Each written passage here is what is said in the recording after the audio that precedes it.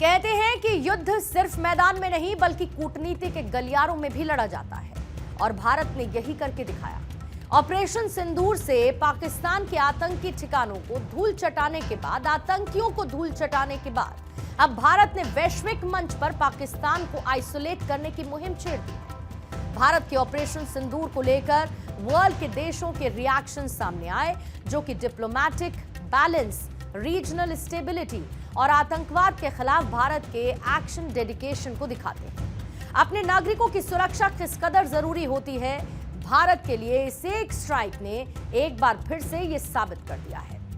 America ने इसे alert और बैलेंस्ड रिएक्शन दिया है। इसे लेकर अमेरिकी विदेश मंत्री मार्को रूबियो ने कहा कि वो भारत पाकिस्तान के बीच स्थिति पर नजर रखे हुए हैं और इस बात की उम्मीद जताई कि तनाव जल्द ही खत्म होगा। भारत के राष्ट्रीय सुरक्षा सलाहकार अजीत डोभाल ने अपने अमेरिकी समकक्ष से बात कर ऑपरेशन की पूरी डिटेल साझा की और इसे आतंकवाद के खिलाफ केंद्रित और नपी तुली यानी बैलेंस्ड कार्रवाई बताया। अमेरिकी पक्ष ने इस पर खुले तौर पर समर्थन दिया और अमेरिका ने भारत के आत्मरक्षा के अधिकार को अप्रत्यक्ष रूप से स्वीकार भी किया है। यूएस के बाद इधर इजरायल ने भारत का खुलकर समर्थन किया और भारत में इजरायली राजदूत रूवेन एजर ने कहा कि इजरायल भारत के आत्मरक्षा के अधिकार का समर्थन करता है और आतंकवादियों को निर्दोषों के खिलाफ अपराधों के लिए कोई छिपने की जगह मिलनी नहीं चाहिए। इजरायल का ये रिएक्शन भारत के साथ उसकी मजबूत रक्षा और सुरक्षा साझेदारी को दिखाता है।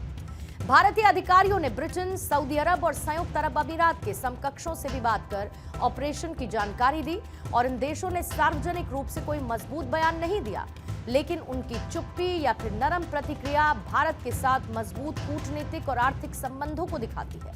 खासकर यूएई और सऊदी अरब, जो कि आतंकवाद के खिलाफ भारत के रुख का समर्थन करते हैं, इनडायरेक्टली भारत के कदम को स्वीकार किया और ये सभी देश भारत के साथ व्यापार, निवेश और सुरक्षा सहयोग को महत्व देते हैं।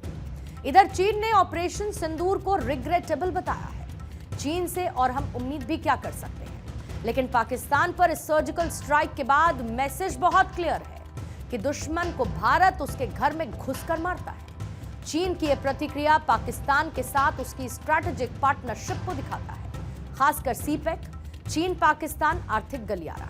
चीन ने भारत की कार्रवाई को संप्रभुता का उल्लंघन माना है और वहीं दूसरी तरफ वो भारत से किसी भी खुले टकराव से बचता भी नजर आया है। डोभाल ने चीन के विदेश मंत्री वांग यी से फोन पर दो टूक बात की। उनका संदेश साफ था कि भारत शांति चाहता है, लेकिन अगर पाकिस्तान ने उंगली उठाई तो भारत उसके हाथ मोड़ने में देर नहीं करेगा।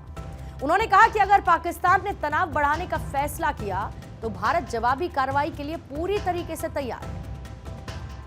डोभाल ने हर देश को यही समझाया कि भारत ने अपनी सुरक्षा के लिए सेल्फ डिफेंस में यह कदम उठाया। भारत शांति का पक्षधर है, लेकिन अपनी रक्षा में वो पीछे नहीं हटेगा। उन्होंने दोहराया कि भारत पहले हमला नहीं करेगा, लेकिन हमले का जवाब वो जरूर देगा और इस कूटनीतिक चाल से पाकिस्तान पर दबाव बढ़ा है और अब सारी दुनिया की नजर इस बात पर है कि पाकिस्तान अगला कदम क्या उठाता है। एक बात तो साफ है कि भारत ने न सिर्फ मैदान में बल्कि ग्लोबल प्लेटफॉर्म पर भी अपनी ताकत का लोहा मनवा दिया है।